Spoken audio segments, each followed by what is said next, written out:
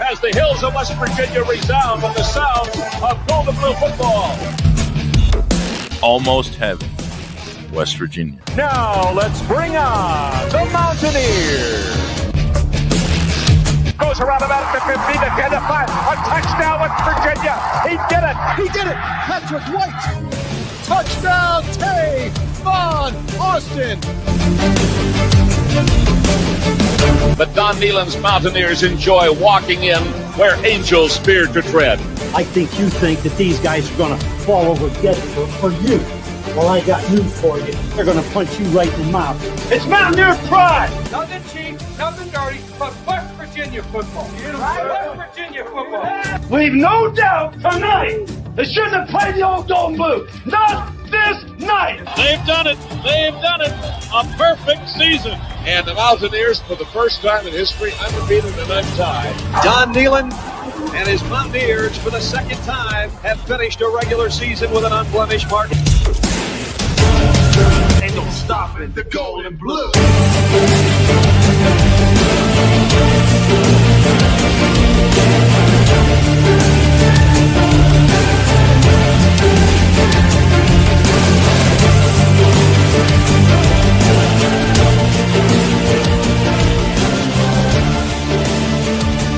It is a great night to be a Mountaineer wherever you may be.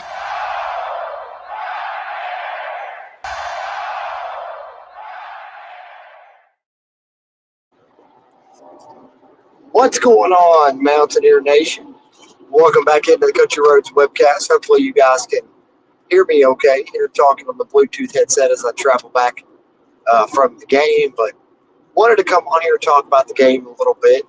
I think there were some interesting things that came out from this one. A lot of my more in-depth thoughts will come on the post-game podcast. We'll talk about that. I took several notes from the first half before my phone took a chance to die there. So, I'll hit some of those when we talk about the post-game podcast. So I got a lot of more in-depth stuff that I'll talk about then when we get to the post-game podcast show. But I did want to come on here, get some of your all thoughts, talk a little bit about it. West Virginia pulls away in the second half.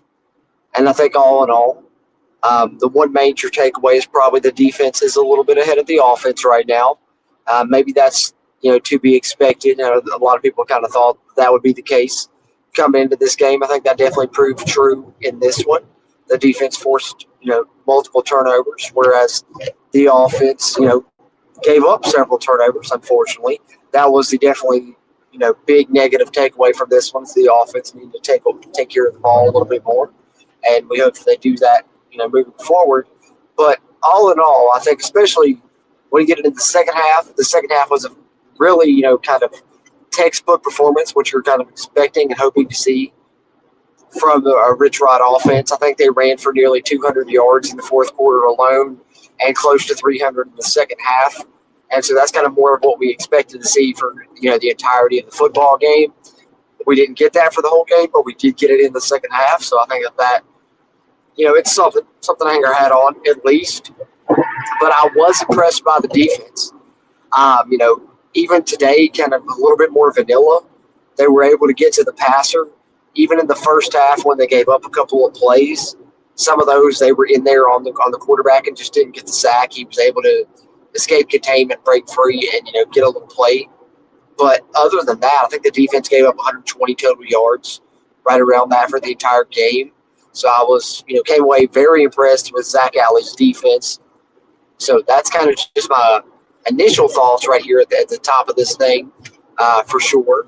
I want to get some of your alls. That's kind of the main reason I wanted to try and get a little post-game reaction in, was to get some of your all's thoughts, see if they aligned with mine. And then, of course, we're going to try and record the review and reaction podcast either tonight or tomorrow and have that out to you guys Sunday or Monday, where we get some of my more in-depth thoughts, where I took some notes and got some things I wanted to really hit on, but wanted to get some of your all's thoughts here on this one as well. Hopefully you guys can hear me okay. If you can't, let me know in the chat there. Hopefully the audio's okay. I know it's not going to be the same as typically when I'm at home in the studio. Obviously I'm on the road traveling back from the game. Hope the signal stays strong for you guys too as well.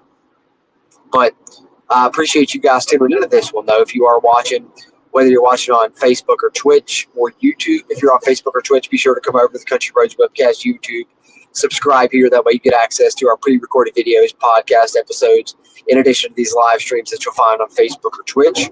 And those of you that watch on YouTube, be sure to hit that thumbs up button. Help us out with that crazy YouTube algorithm. Helps us find more Mountaineer football fans like yourself, as this is the perfect time to subscribe as we continue through the 2025 season. There's going to be content coming at you pretty much every day here on the Country Roads Webcast channel as we move through the 2025 season, which, hey, how about it, guys? The most positive thing we can talk about from this one, 1-0 for the first time since 2020. So that's something to write home about right there, if you're asking me. We appreciate you guys tuning into this one. You know, just quick live stream. Like I said, I'm on drive home. Wanted to come on chat with you guys a little bit. Got a couple comments rolling in here. It looks like. See if I can get some of these pulled up here on the screen. The screen's a little bit smaller here. Is it on my phone? I don't know if I'm going to pull them up or not, guys, as I'm driving. I'll try to. Let's see. Bama getting cooked, it's Coop says. Hey, you know, I'll tell you what. I took Florida to cover. I think the spread was 14. I thought Florida would cover. Looks like they're going to do that, so that's a plus for me. Let's see here. We got James Weekly said Nico any day. I think that, you know, that's one of the things I guess you could take away from this is that, you know, kind of went the way that a lot of people expected it to go as far as Nico becoming the starting quarterback. And glad to see that. I think it's well deserved.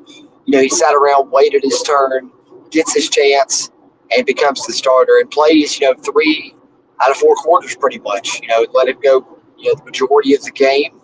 So despite the fact that we had 5 starters on the depth chart, it seems like Nico is the guy. And I guess that is kind of one of my major takeaways from this is kind of we do have a little bit of a pecking order right now, right? When you look at the quarterback, you had Nico the majority of the game. You get a little bit of Jalen, get a little bit of Scotty Fox. So I think if you're breaking down depth chart-wise, you're going Nico first string, Jalen second string, Scotty Fox third string. When you're looking at the running back position, one of the biggest shockers to me was that Clay Ash came out there as kind of the second string running back behind Jaheim. And despite that, though, I think when Sincere Powers got in there, he looked like the second string running back, guys. I mean, you saw him break a long touchdown run, and that was good to see. Glad to see Sincere break one off there.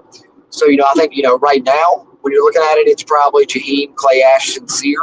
But I would not be surprised to see Sincere Powers and Clay Ash flip order there because Sincere Powers looked really good when he got into the game. Jalen Henderson looked good on some runs.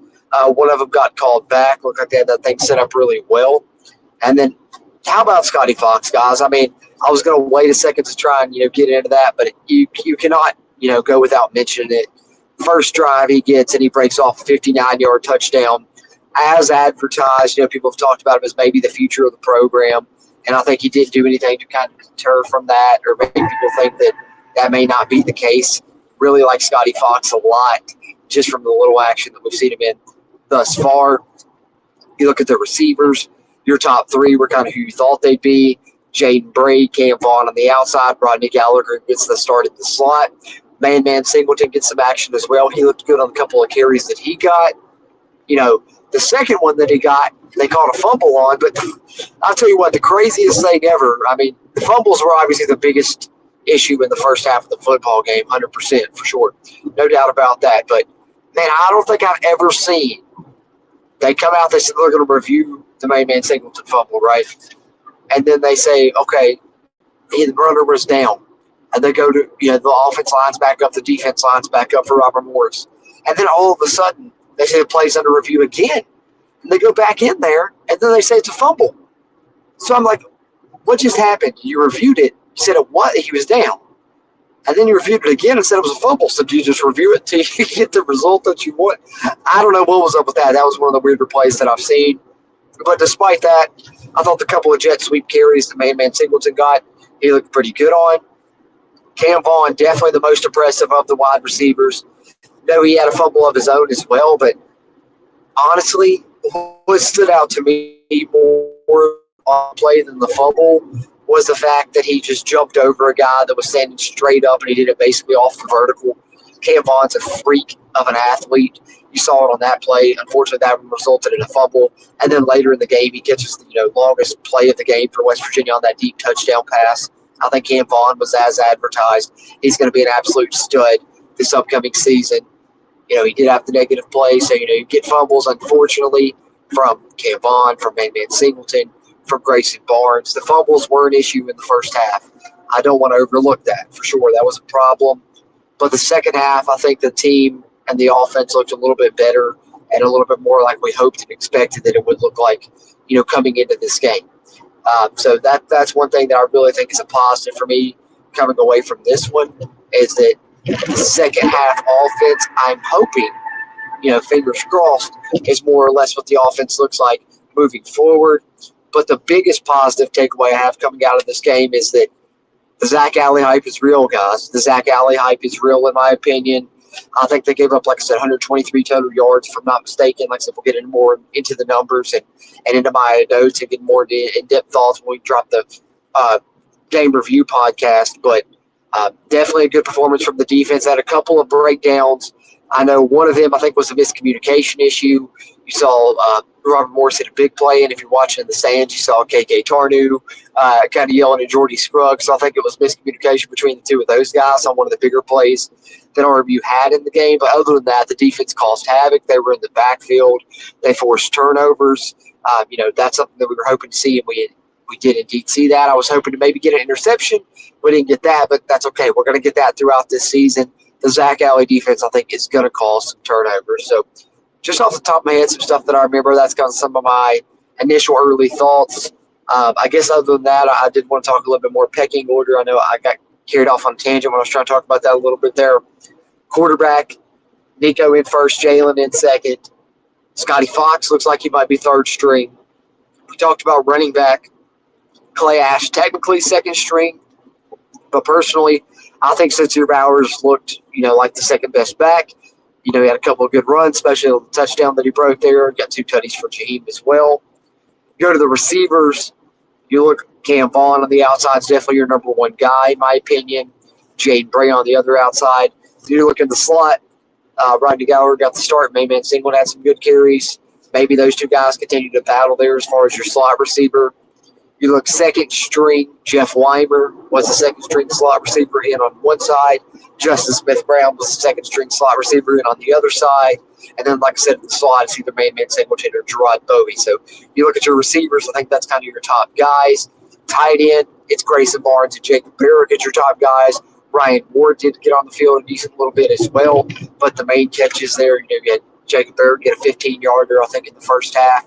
Grayson Barnes had a nice catch. Unfortunately, in a fumble there, but I think those are your top tight ends. Offensive line went the way that we thought it would, left to right. You had Nick Gray, Walter Youngbear, Landon Livingston, Kima Makaneole, and Tyke Crawford. The O-line remains a question mark, Jimmy. I'm just going to be honest with you guys. Coming up against the FCS team, you were hoping they'd get a little bit more push than what they did in this game, unfortunately, and that just kind of is what it is. The second half was a little bit better than the first half. So we'll see if they're able to, maybe it's just the issue of them not having a lot of time playing together. Maybe it's just, they need a better chance, more of a chance to gel, a little bit more of a chemistry issue. We'll see what happens there.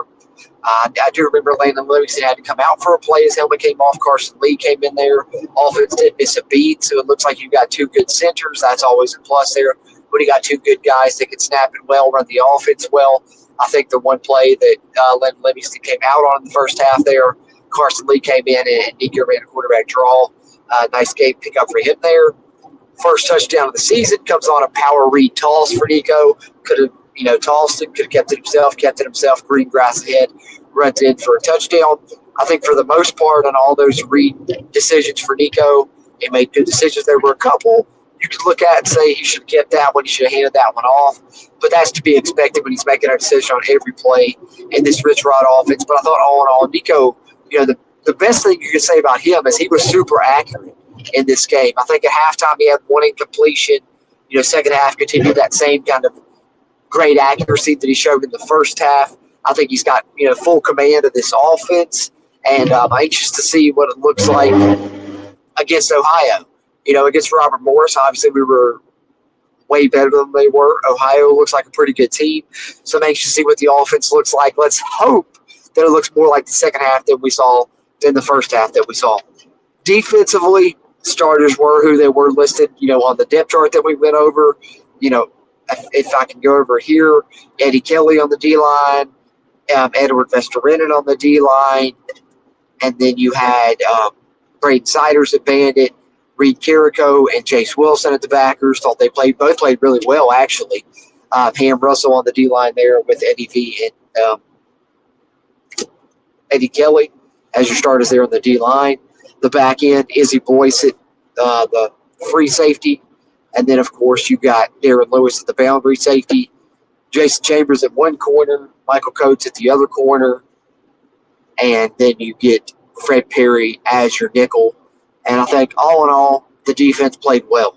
Like I said, a couple of splash plays they gave up, but honestly, that was due to miscommunication. Without that, they probably hold Robert Morris under 100 yards, force a couple of turnovers. Pretty much the best case scenario you could expect for it in the Zach Alley defense that's been highly touted throughout this offseason. I think it was kind of as advertised there for Zach Alley's defense as well. Hammond Russell, I think, with a couple of TFLs. Braden Siders looked good when he was in there making plays. Make plays, and the defense looked really good. Chase Wilson looks like he can be a leader on that defense.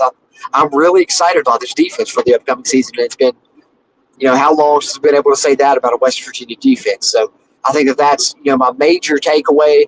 The defense ahead of the offense. I think this could be a really good defense this upcoming season.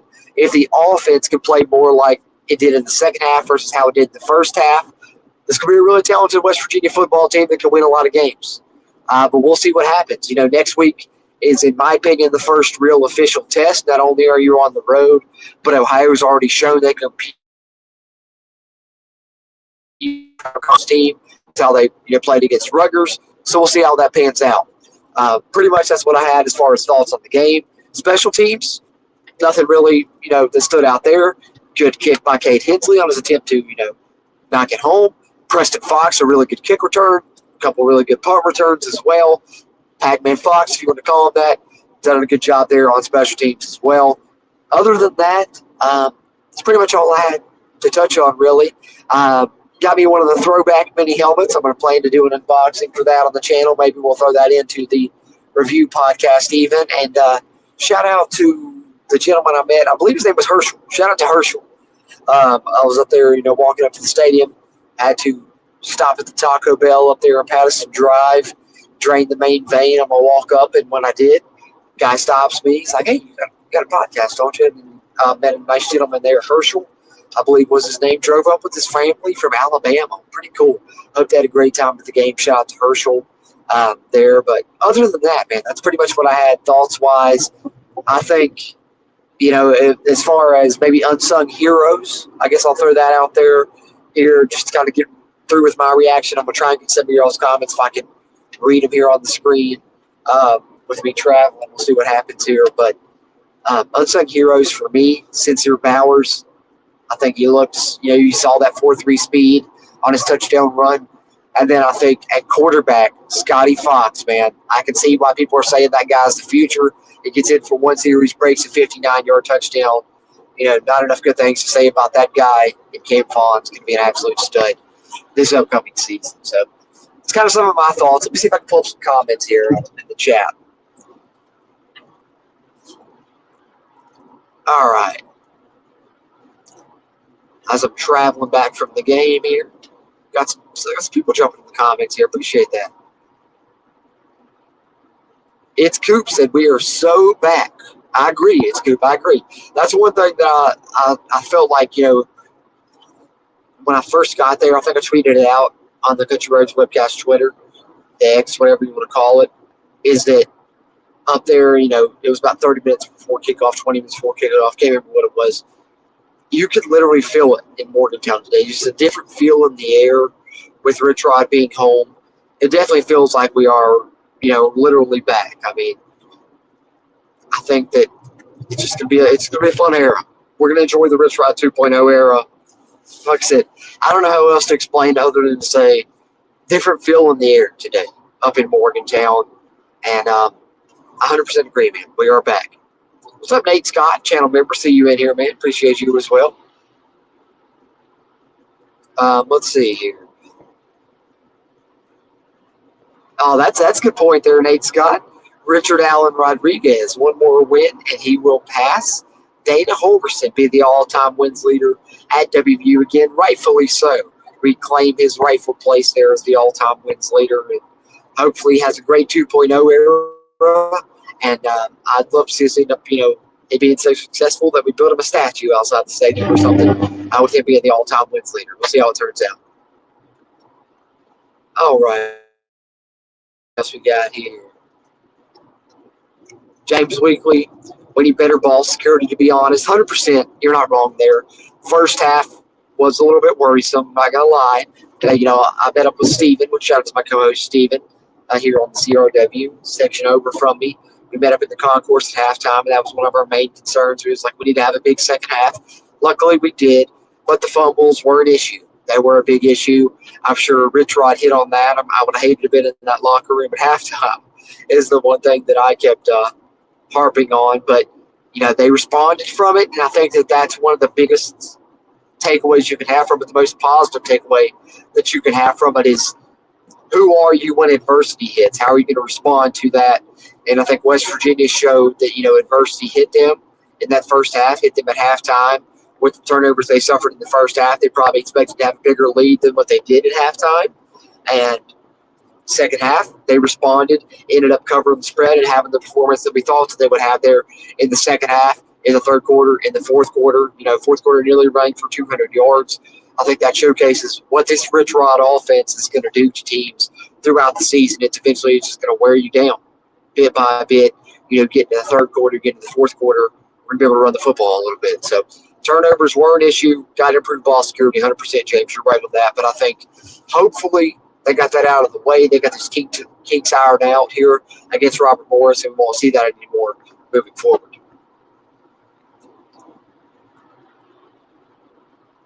It's Coop said I'm so sunburned from the game right now. I'm not going to lie to you, man. By the time the third, fourth quarter hit, I can feel it on my arms. I'm 100% sunburned. I had bought these sunglasses just to wear for the game. I probably got, the tan lines around my eyes, tan line from my hat, but it was warm. And, I'm not going to complain about that, though, with how bad the weather's been for some home games in recent years, especially some of the home openers. Last year was rough with the weather. I'll take the sun. I'll take the sunburn versus having to deal with rain to lows and stuff. But I'm right there with you. It's good for sure. Let's see here. Where we go here? I'm all caught up. I've seen that one already from my boy James. Hey, my guy Appalachian Paisano in the chat. Haven't seen you there in a while, Appalachian Paisano. Let me pull you up here. He says, Oklahoma State game put me to sleep Thursday. They didn't look very good. WVU woke me back up. As they should, man, as they should. If nothing else, that was exciting, right? That was fun to watch. How about that up-tempo style? Man, it was great to see us hustle into the ball, getting snaps off quick, spot the ball, right? And they were on it, especially, early in that game. Later on, we had the big lead. They kind of down a little bit. But even then, when you get Jalen, you get some big plays, we get Scotty in. I mean, his first drive, 59-yard touchdown, couldn't have gone any better there. The hype is real for Scotty Fox. I went over to Steve in the next section over. That's when I went over and met up with him about 3 minutes left in the game or so. And I think that's exactly what I whispered into his ear when I went over there is Scotty Fox hype is real. And West Virginia should wake you back up, and they should keep you awake all season with how they're going to run this offense, the up-tempo style. I think Appalachian Paisano. Good to see you, man. Appreciate you hopping in here. Which that was kind of the reason for the season here. Hopefully I'm keeping signal throughout my drive here, but just wanted to come on here, share some of my, kind of initial thoughts. Like I said, I'll have more in-depth thoughts on the post-game reaction podcast. We'll get Brad Stevens on there too as well, hopefully. But I wanted to come on here and chat with you guys a little bit as well. It's Coop. I like this. He says, Scotty is the new Pat White. Hey, I don't know about all that, but I'll tell you what, Scotty is a true freshman. Impressed the hell out of me. He gets, in there late, gets the one drive, breaks off a 59-yard touchdown run. I think that, people saying that he's the future, I could definitely see exactly why they're saying that. He's very impressive just for the one drive that we got, and the fact that he was the third quarterback yet behind a redshirt, junior and Nico and a redshirt senior and Jalen Henderson shows you how talented and how highly thought of Scotty Fox is, that it looks like he's third on the depth chart even as a true freshman. And, arguably, if you're judging by the performance today, in my opinion, he might be second on the depth chart. I really like Scotty Fox as well, and I think he's got a chance to be the future. So, as far as Pat White being the future, back in the early Rich Rod era, maybe you're right there on that, it's Coop, because I think Scotty Fox is the future here. This go around. Let's see here. As James Weekly agrees, that boy Scotty Fox is fast as hell. I know, man. I wasn't expecting him to take off like that. I heard a lot of talk about the arm. I mean, I knew he could run, but just go ahead and, break a tackle and then jet off to the end zone. It was super impressive for sure, man. Let's see. What else we got here. Bama lost 17-31 in Scoop shares. Wow. Shout out to Florida State. Maybe they're making a little comeback this season as well. Hey, I like this right here. It's Scoop. King Vaughn instead of Cam Vaughn.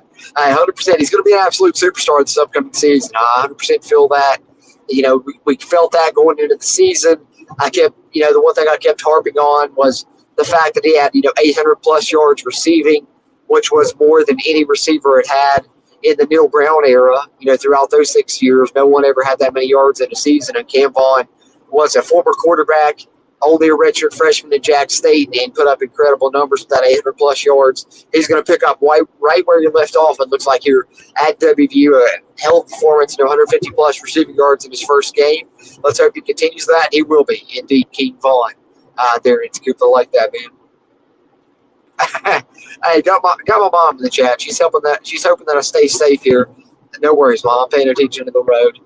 Love you as well. Be nice to my mom there in the chat there. Saw it prop up in there as I'm traveling back from the game. Wanted to hop on here for a few minutes. Won't be with you guys too much longer, but wanted to share some of my thoughts and get some of your alls here on my drive back from Morgantown. We'll be back in the next couple of days here with more in-depth thoughts with our review and reaction podcast. I got some notes I took and some stuff that we want to hit on here. Let's see. Hey, got my dad here. Says great win, lots to improve and build on. Malzahn just put it on. Be safe. Hey, indeed, Malzahn did put it on there as the OC, didn't he? Great point. But yeah, a lot to improve and build on. I think that's a great point for sure as well. And I think that we got some good stuff that we put on tape. I think that hopefully we got the kinks worked out in the offensive line, the kinks worked out with ball security. That won't be an issue moving forward. I'm hoping that the second half offense is more what the offense looks like moving forward on the season. That's what we'll need. But definitely got some stuff to improve on. But I think that we will indeed improve on that stuff. Let's see. Yes, indeed, Coop. Share that sentiment right with you. I think I hit on it a little bit when I was going over it at the beginning here. O-line definitely got to clean up the penalties.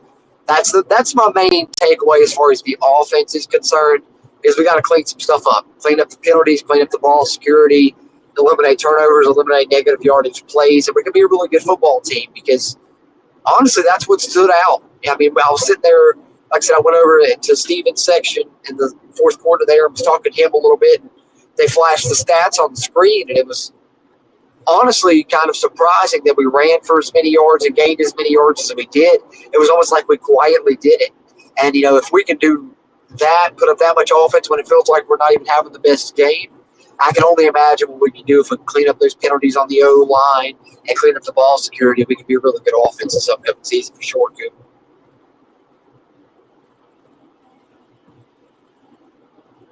Indeed, I did, Drum Wolf. Says he bet I had a great time, especially in the second half. Second half was a lot of fun, man. A lot of fun to watch that second half for sure. The whole game overall was a great time. Like I said, different feel in the air with Rich Rod being back. Just feels like we held their football again, to be honest with you. And it indeed was a great game, man. Got the result we wanted. We covered the spread. That's all we need. I like it. We got an early prediction from Vince Coop saying we beat Ohio 27-7. I like that. Hope that is the case. I would love to get a nice win over Ohio on the road this upcoming week. Oh, man. My guy Drumwolf's even more optimistic. 55-14, the West Virginia win for Drumwolf. I can dig it. Man. I think if our defense shows up and plays the way that they've, already we can hold to 14. I don't know if we'll score 55. The offense is really finding itself. And that would be perfect, though, because we get them to find themselves and be in tip-top shape by the time that Week 3 game goes around. Right, Drumwolf, that'd be big.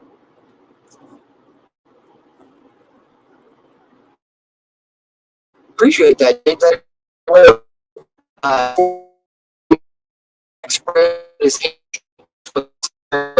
I'm missing on the radio. We didn't see activated Wilkins back as a hamstring injury he's dealing with. Let's see. I think I might close all caught up in the chat here. Tar Heel 323. See you, bro. Loving the mode stream. Too funny. Hey, man, I had to come on, man. I said too many thoughts. I had to get some of them off my chest, and I knew Smoking would have some too. So I was like, I can't wait until tomorrow and when we record the review podcast. I have to come on and share a little bit. Appreciate you hopping in, brother. Coop said Rod doesn't kneel the ball at all. Hey, that's right. Hard edge, man. Hard edge. We're going to run that damn thing. Hey, my guy Kurt Hurley. Good to see you, man. I said, well, that's right. 1-0 for the first time since 2020. That's all that matters, man. That's all that matters. Got the big dub. Oh, that's awesome. It's Coop said he got the big throwback helmet, got it signed by the whole team. That's sweet, man. I got the mini throwback helmet. I'm going to try to do an unboxing on it here on the channel here soon. Hey, we got a super chat from my guy Kurt Hurley as well. Appreciate that, Kurt. With the $2 super chat. Hard edge, nuclear pills. Welcome home, Rich Rod. Eat shit, kid. Hey, the piss is nuclear today, boys. The piss is definitely running hot after we're 1-0 for the first time in a while. And like I said, different feel in the air. If your piss wasn't hot before today, it's hot after today. Let's go on the road, take care of business against Ohio. Let's try and get through non-conference play undefeated, see what can happen this season. The defense looks good.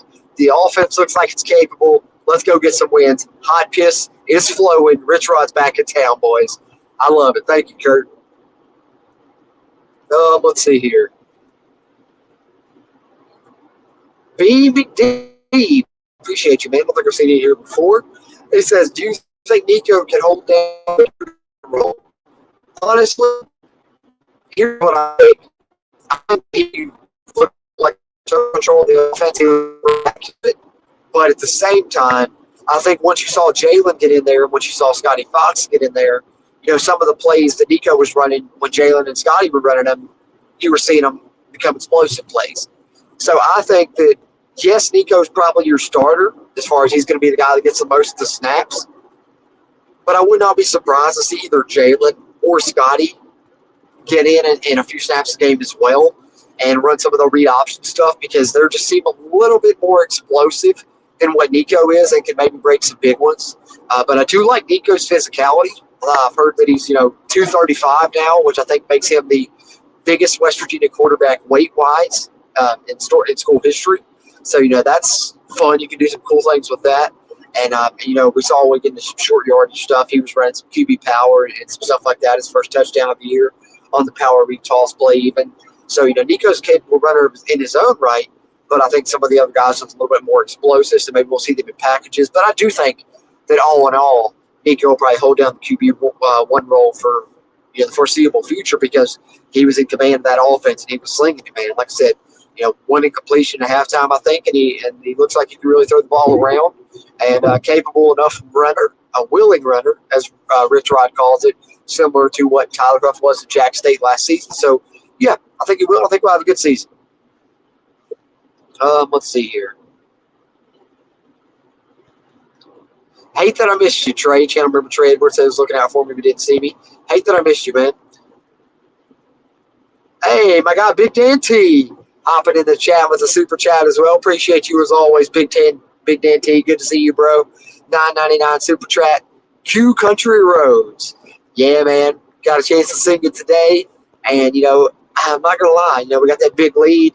It was like one of those things, should I try and beat the traffic? But It's the Rich Rod 2.0 era, the debut of it. There's no way I wasn't staying and singing Country Roads. So, man, we queued it up. We sung it out. We sung it loud with the team. Country Roads there at the end of the game. And glad that we got a chance to sing it. Not the best first half, but extremely strong second half. And we queued it up, bro. Appreciate you, Big Dan T, as always, man. Catch up on y'all's comments. And I'll get ready to wrap this up here before too much longer and finish my drive home, guys. Kurt Hurley said, think we stayed in the base D, did not show too much. Completely agree. Did bring a couple, pressures there, and then we got home on most of them. Even the ones that we didn't get the sacks on, we were home there, and quarterback evaded some and made a couple of plays downfield. But even in the base defense, not showing a lot. The Zach Alley defense is fun to watch, isn't it? They definitely got home, made some plays there. So I'm super excited to see what all he brings to the table, man. It's going to be some good stuff, a lot of fun stuff that we see against Ohio and against Pitt, because even keeping it vanilla, keeping it base, as Kurt says here, that defense was still causing havoc and causing some pressure. So Zach Alley's defense is going to be a lot of fun to watch this season for sure. I appreciate you guys tuning in here. If you're watching live, whether you're on Facebook or Twitch or YouTube, those of you that are on Facebook or Twitch, be sure to come over to the Country Roads Webcast YouTube channel. Subscribe here, get access to our pre-recorded videos, podcast episodes. We'll have more in-depth thoughts coming on our review and reaction podcast coming out most likely tomorrow evening. We'll have that coming at you guys and a ton of content coming throughout the season. So no better time now to hit that subscribe button. We'll have content coming at you almost every day here. Now the 2025 season and the Rich Rod 2.0 era is underway. And those of you that are already on YouTube, be sure to hit that crazy YouTube algorithm. Whether you're watching live or playback, that helps us out. If you didn't get a chance to chat live, throw some thoughts in the comment section. Appreciate those interactions as well. Chris Mitchell said Jared Brown had to weigh more than Nico, right? To my understanding, he didn't. I think that Jared Brown was high 220s, low 230s. Nico's 235. From what I understand, I believe it was, I want to say it was Greg Hunter on Sportsline. I heard him say it last night that he did the research, and Nico is, by weight, the biggest WVU starting quarterback in history now, as he's now up to 235, which is, good for us, right? That's bigger than, any of our backs at this point. Maybe he's our short yardage back right now for the time being. But Jared Brown was, good size as well, though. I'm sure he's close in that race. He was a, short yardage package for us at times, even when Pat White missed the starter, for sure.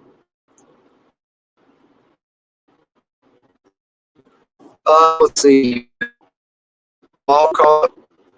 Good one here from Vince Coops that somehow yeah, that's a good comment here to make. I'm glad they played it as well, Coop. Right there at the end of the third quarter, they did play Sweet Caroline. We got to do a little eat shit pit chant. That was a lot of fun. So that's just a teaser. Just tease us up for the next home game when it's the backyard brawl, boys. And we can't wait for that one. It's going to be super exciting atmosphere. I think, chance to be top 5 atmosphere all time, probably top 10. We'll see how it pans out, but I'm ready to be up back in Morgantown for that one. Had a lot of fun today, guys. I'm going to get off here and finish my drive back to Mercer County, guys. But like I said, we'll get some more in-depth thoughts. I did take some notes and hopefully get a chance to get up with Brad, Steve, and record a review and reaction podcast, have that out to you guys on either Sunday or Monday. And then, of course, we'll have a ton of content coming to you throughout the week. If you're a channel member, which you can become by hitting the join button down in the video description on the YouTube channel homepage, you'll have snap counts coming, you'll have player grades coming, you have a film review coming for this game, and then, of course, you'll have a lot of extra content coming behind the scenes as well. If you're on the main channel, you have the review podcast coming, the preview podcast for Ohio, as well as we look forward to week 2. West Virginia hits the road to take on the Ohio Bobcats. We're coming away thinking the defense slightly ahead of the offense, but the offense in the second half looks really good. I think the Zach Alley defense is going to be entertaining. I think it's going to be strong this season. Maybe it'll carry us early if we needed to. I think it's capable to do that.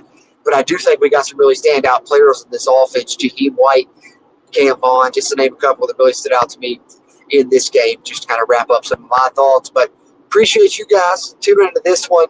I'm going to get back to the house and we'll get stuff set up to get a review and reaction podcast out to you guys in a couple of days. Appreciate you guys that hopped in here, shared some of your thoughts from the game. But like I said, the main takeaway to take away from this, guys, is the Rich Rod 2.0 era is underway.